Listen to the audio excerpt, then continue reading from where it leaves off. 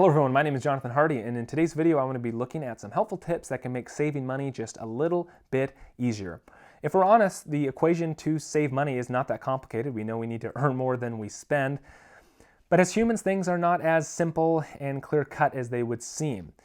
For instance, there's a lot of things at play. How did your family and the environment that you grew up in, how did they handle their money? How were you raised to view money?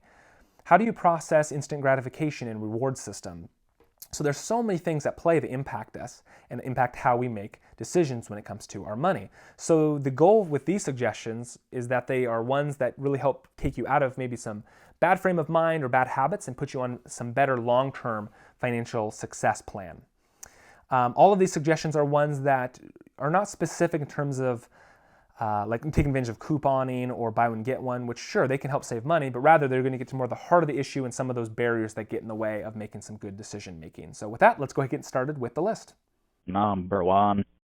All right, tip number one is monitor your expenses. And while this may sound like a no-duh moment, it really is that important, shouldn't be overlooked. With anything in life, if we're wanting to see improvement made, we have to track our progress to see what needs adjustments, what needs to be changed altogether. Without that reference point, we're shooting in the dark. So when it comes to your money, find what works best for you, whether that's an Excel workbook or a piece of paper and a pen, mint.com. Whatever works and you find is helpful, stick to that and be consistent with it. I would say no less than once a week you should check in on your money, because if you get to the end of the month and you've done no tracking and you have no documentation of it, if you're sitting there going, man, where did my money go? Good luck on trying to recall all the places where that your money could have seeped out and could have disappeared. So tracking your money is really, to me, ground level of where you need to start with being a better saver. Number two. All right, tip number two is create little barriers that make spending money just a bit more difficult. This really is a person-to-person thing. What works for some isn't going to work for others. But find those little tricks that can make spending money just a little bit more painful, whether that is using cash to make payments, because typically cash hurts more, waiting 24 hours to make a purchase so you can think about it. One that I personally use and I found to be very helpful is I'll do a quick calculation to determine the number of hours I had to work in order to pay for the item. And this isn't a dollar-to-dollar ratio, it's more of a $1.30 to $1 because of taxes. So what I'll do is I'll focus on the areas of work that are the most painful, difficult, challenging. I'll focus just on those aspects.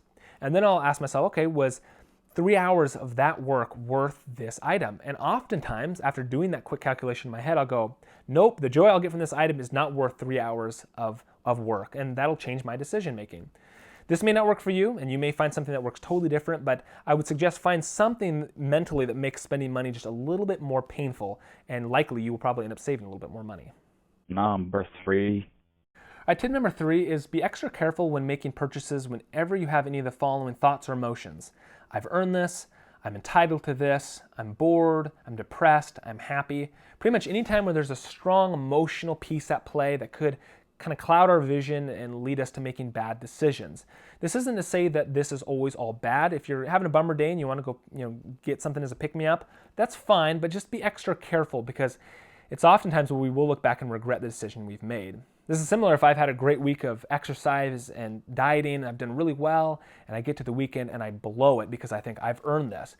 That's a real bummer that I've kind of wasted a whole week's worth of progress in one day. So just be extra careful when you have those strong impulses going on to just take a step back, think about it, and ask yourself, is this real? Do I really want this? That'll probably help you to avoid making a lot of maybe silly mistakes. Number four. All right, tip number four is don't try to keep up with the spending habits of other people, whether that be friends, family, coworkers, people you see on TV. It is an endless cycle. It's like a dog chasing its tail. You will never win. Remember that your goals, your financial long-term goals, are different than other people, and so don't try to look at other people and what they're doing and what they're spending their money on as a comparison. Focus on yourself, what you're doing, and you will find a lot more contentment there. Remember, people are a lot like icebergs. You only see a fraction of what's going on in their life, and while they may seem to be extremely happy in the surface with all of their stuff, there's probably a lot more at play there, and maybe they're not as happy as they seem. So just don't do the compare game. Look at what you're doing and what your goals are, and stay focused there. Number five. All right, tip number five is find people who have achieved your long-term financial goals and compare yourself to them in a healthy way. And what I mean by that is look at somebody who's achieved what you want to do, and then tell yourself, I can do that too if I follow a similar path that they have done. Comparison's a tricky game because typically we are prone to hit ourselves over the head and feel bad about decisions we've made. Avoid that, but rather look at it and say, there's hope, I can do this as well. If they can do it, I can do it. So that can be very helpful. Another cool thing about comparison in that way is you can begin to see that their lifestyle and what they've done is normal. So instead of comparing yourself to someone who maybe spends all their money and say, how do I keep up with that? You're instead focusing on somebody who has done, maybe made wise financial decisions. And then you're saying, okay, that's normal. So then you start to change your life to match that normal rather than maybe what you thought was normal over here with spending money. So that can also be another helpful tool to save more money. Number 6. All right, tip number 6 is find a mentor or somebody who can check in on you regularly to see how you're doing with your goals. Ideally, I would say be careful around friends or family because this can be a little bit iffy when it comes to the topic of money. And then also it's definitely beneficial if you can find somebody who has achieved your goals and has a high financial IQ. If I'm going to be running a marathon or I want to run a faster marathon, it's probably not helpful to have a mentor be somebody who's never ran it in their life. So find somebody who is familiar with what you're wanting to achieve and can kind of speak wisdom into that process, and then have them check in on you regularly. I mean, for instance, if I know at the end of the month someone's going to ask me, hey, how did you do with your budget? Did you stick to it? If I know that question's coming, I probably will make better decisions along the way to avoid saying, yeah, I completely blew my budget this month. So have somebody that can be there, that can check in on you. This can be another helpful tool in that process of saving money. Number 7. All right, final tip for today to be able to be a little bit better at saving money is to create short and long-term goals with your finances. Imagine that your goal is to retire at 62, and that's the only goal I've set. I have, 30, 40 years along the way of making decisions, but how do I know if I'm doing a good job? How do I know that I'm doing the right thing? So create these short and long-term goals and regularly review them. So define them, set a date for them, and then see, how am I doing? Am I matching up with my goal? Am I falling behind? Where do I need some help?